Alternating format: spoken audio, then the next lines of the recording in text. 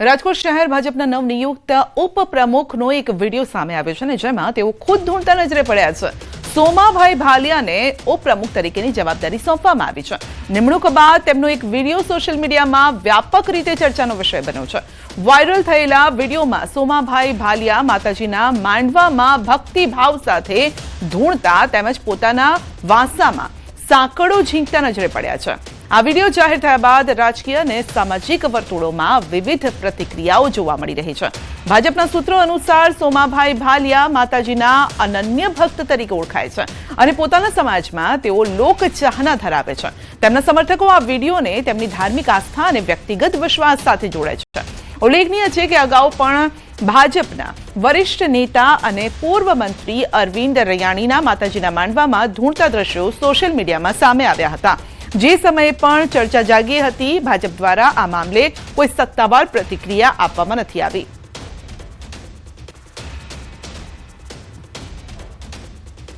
તો ન્યૂઝ 18 ગુજરાતીએ પણ તેમનો સંપર્ક કરવાનો પ્રયત્ન કર્યો, પરંતુ કોઈ પણ પ્રતિક્રિયા સામેથી નથી આવી। તો એક તરફ ધાર્મિક ભાવના, બીજી તરફ લોકો અંધશ્રદ્ધા રૂપે પણ જોઈ રહ્યા છે, ત્યારે વિજ્ઞાન જાથા અંગે શું કહી રહ્યું છે તે સાંભળીએ। જાહેરની અંદર ધૂણે છે અને સાંકળ મારે છે અને આવા દ્રશ્યો છે તે આપણને પાછલી સદીમાં લઈ જવાનો નિમ્ન પ્રયાસ છે।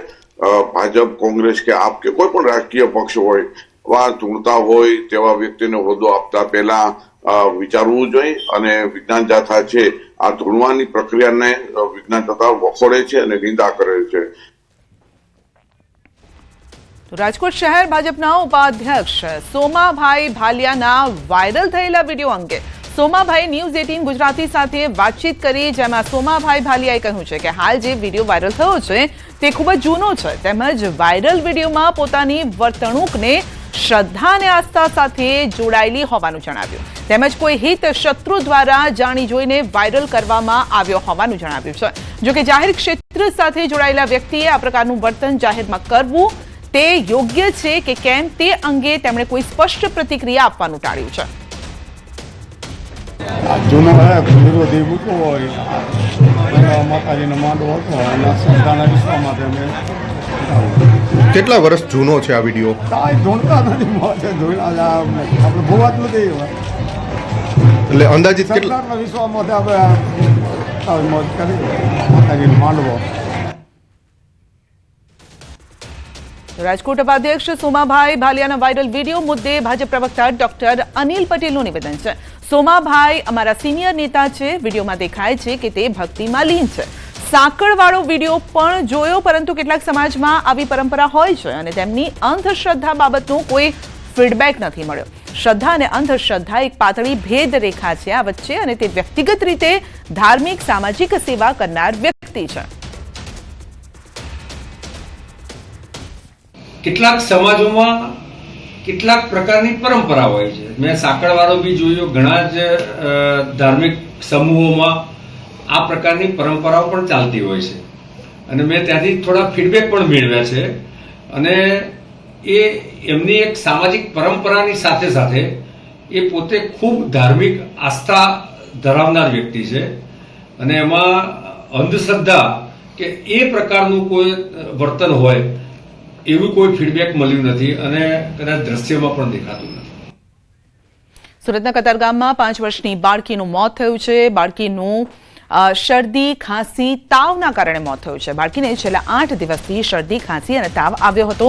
4 દિવસ ખાનગી હોસ્પિટલમાં સારવાર બાદ તબિયત વધુ ખરાબ થતા તેને સિવિલ હોસ્પિટલ લઈ જવાઈ હતી। સિવિલ હોસ્પિટલ લઈ જતા તબીબે મૃત જાહેર કરી।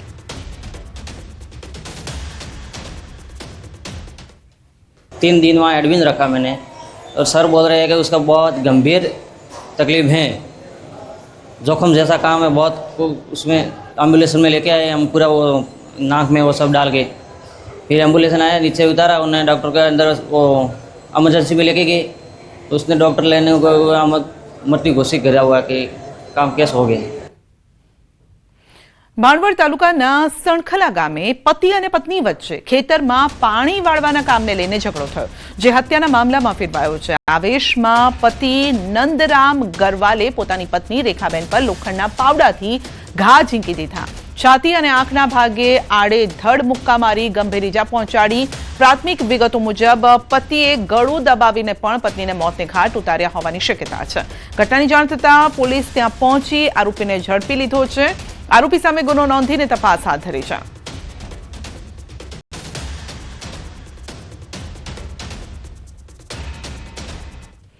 સાબરકાંઠા પ્રાંતિજના સોનાસણ ગામે બંધ ઘરમાં ધોળા દિવસે થઈ છે ચોરી. તસ્કરોએ ઘરમાં ઘૂસી તિજોરીના લોકરમાંથી સોનાના ઘરેણાની ચોરી કરી છે. 350 ગ્રામ સોનાના દાગીનાની ચોરી કરાઈ છે. 50 લાખ રૂપિયાથી વધુની કિંમતના ઘરેણા ચોરી થયા છે. મંગળસૂત્ર 2, દોરા 2, સોનાની બુટ્ટી 6, વીંટી 9 સહિતના દાગીનાની ચોરી થઈ છે. ઘટનાના પગલે પ્રાંતિજ પોલીસની ટીમ સ્થળ પર પહોંચી અને તપાસ હાથ ધરી. તસ્કર જાણ ભેદો હોવાની દિશામાં પણ તપાસ હાથ ધરાઈ છે.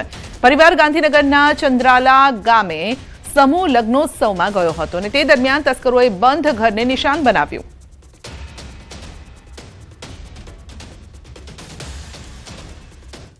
સુરતના પાંડેસરા વિસ્તારમાં ફરી એકવાર ચોરીની ઘટના નોંધાઈ છે. મોબાઈલ દુકાનમાં ગ્રાહક બનીને આવેલા એક વ્યક્તિએ આઈફોન ચોરી કરી લીધો. સમગ્ર ઘટના દુકાનમાં લાગેલા સીસીટીવી કેમેરામાં કેદ થઈ, જેમાં આરોપી સ્પષ્ટ નજરે પડે છે. દુકાન માલિકે પાંડેસરા પોલીસ સ્ટેશનમાં ફરિયાદ નોંધાવી છે અને પોલીસે સીસીટીવી ફૂટેજના આધારે આરોપીની શોધખોળ પણ શરૂ કરી છે. વિસ્તારમાં વધતી ચોરીની ઘટનાઓના કારણે સ્થાનિક વેપારીઓમાં ભયનો માહોલ છે.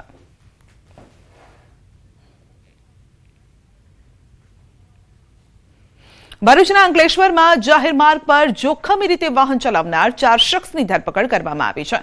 ભારતમાલા નવી દિલ્હી મુંબઈ એક્સપ્રેસ હાઈવે પર પૂરપાટ ઝડપે ગાડી ચલાવી હતી. પ્રી વેડિંગ વિડીયો શૂટિંગના બહાને જોખમી રીતે વાહન ચલાવી લોકોના જીવ જોખમમાં મૂક્યા.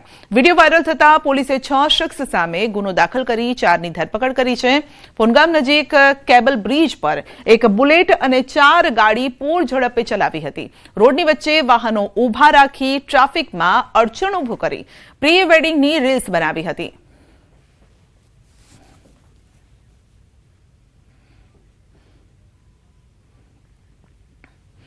વલસાડ જિલ્લામાંથી ફરી એક વખત લાખો રૂપિયાના વિદેશી દારૂ ભરેલો ટેમ્પો ઝડપાયો છે. વલસાડ રૂરલ પોલીસને મળેલી બાતમીના આધારે વલસાડ નજીકથી પસાર થતા અમદાવાદ મુંબઈ નેશનલ હાઈવે પર વોચ ગોઠવવામાં આવી હતી અને આ દરમિયાન પૂર ઝડપે પસાર થતા એક શંકાસ્પદ ટેમ્પોનો પીછો કરતા ટેમ્પો ચાલકે ટેમ્પોને પૂર ઝડપે ભગાવ્યો હતો. જોકે નેશનલ હાઈવે પર સરોથી નજીક પહોંચતા ટેમ્પો ચાલક ટેમ્પો મૂકીને ફરાર થઈ ગયો હતો. પોલીસે તપાસ કરતા ટેમ્પોમાં પૂંઠાના ખાલી બોક્સ ભરેલા હતા, પરંતુ ખાલી બોક્સ હટાવી અને અંદર તપાસ કરી તો મોટી માત્રામાં વિદેશી દારૂનો જથ્થો ભરેલો જોવા મળ્યો છે. અને આથી પોલીસે ટેમ્પોને પોલીસ સ્ટેશન લઈ જઈ તપાસ કરતા અંદરથી અંદાજે 11,40,000 થી વધુની કિંમતના 1250 લીટરથી વધુનો વિદેશી દારૂનો જથ્થો મળી આવ્યો છે. જોકે આરોપીઓ ફરાર થઈ ગયા અને આથી પોલીસે ટેમ્પો નંબરના આધારે દારૂ ભરનાર અને દારૂ મંગાવનાર સુધી પહોંચવા માટે તપાસ હાથ ધરી છે.